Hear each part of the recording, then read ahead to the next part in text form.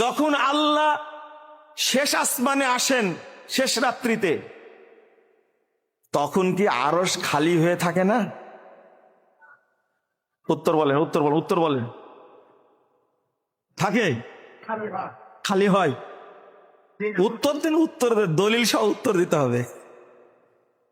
শুনেন, এর উত্তরটা কি জানেন? আর একটা বস্তু, আপনারা শুধু ওই কদর রাত্রি আসলে আর 2 ঈদ আসলে প্যাঁচ লাগান যে সারা বিশ্বে একদিন ঈদ করা লাগবে, তাই না? তাই না? কদর রাত কয়দিন হয়? কিন্তু আমার একটা প্রশ্নের উত্তর এখনো তারা দিল না, যে আল্লাহ রব্বুল আলামিন প্রতিদিন দুনিয়ার আসমানে নেমে আসেন। এটা হাদিস দ্বারা প্রমাণিত, 1145 নম্বর হাদিস সহিহ বুখারী।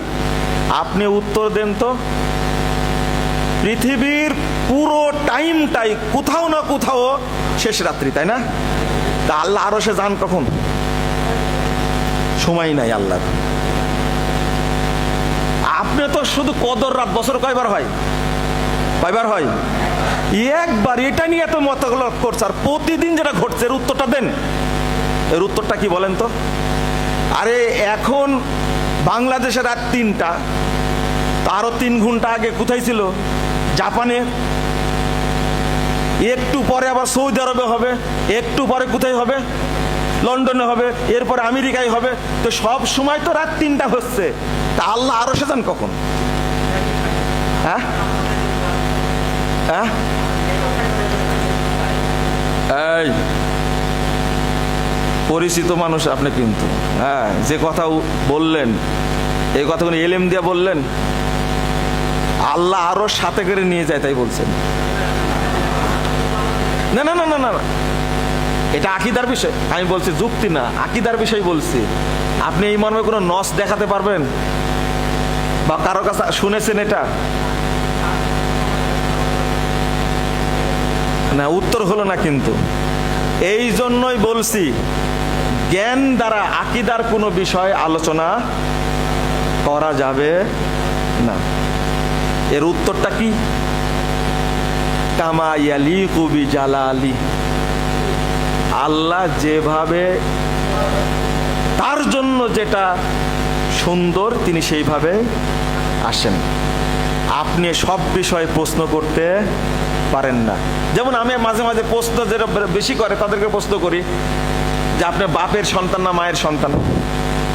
বলেন তো, এরকম প্রশ্নের উত্তর কেউ দিতে পারবেন? বলেন, কেউ দিতে পারবেন? একজন উত্তর দেন, বাপের সন্তান না মায়ের সন্তান? হ্যাঁ, বইয়ের সন্তান।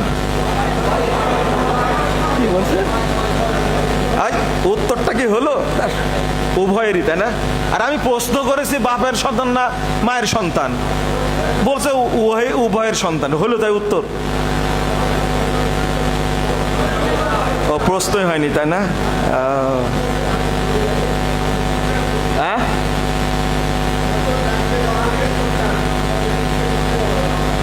তাহলে বোঝা গেল, যদি মা শুনে এই কথাটা, আপনার কথা, আপনার এই কথা মা যদি শুনে কি বলবে? যে আমার বেটা না।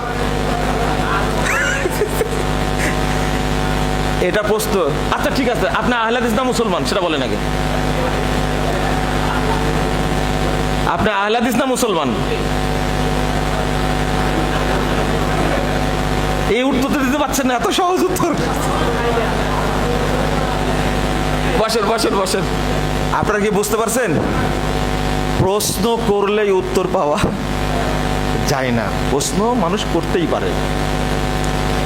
মানুষ যখন এগুলো বুঝায় তখন আমি এদেরকে বলি এইভাবে আর কি। আপনাদের বলিনি, কিন্তু আপনার মন খারাপ করবেন না। আমি যেটা বলছিলাম, আল্লাহ কিভাবে আসেন? আর আল্লাহ যদি দুনিয়ার আসমানে নেমে আসেন, তাহলে কি আরশ খালি থাকা শর্ত? এটাই সাহাবীরা বলছেন, তাবিঈরা বলছেন, আরে পাগল, তুমি কি নিজেকে আল্লাহর মতো মনে করো? আল্লাহ যদি নেমে আসেন আরশে, এই জন্য কি আল্লাহর জন্য কি ওয়াজিব যে আরশ ফাঁকা থাকা? এই ইলমটুকু তো নাই আমাদের, এই ইলমটুকু তো নাই। আল্লাহ আরশে থাকা অবস্থায় দুনিয়ার আসমানে আসতে পারেন না?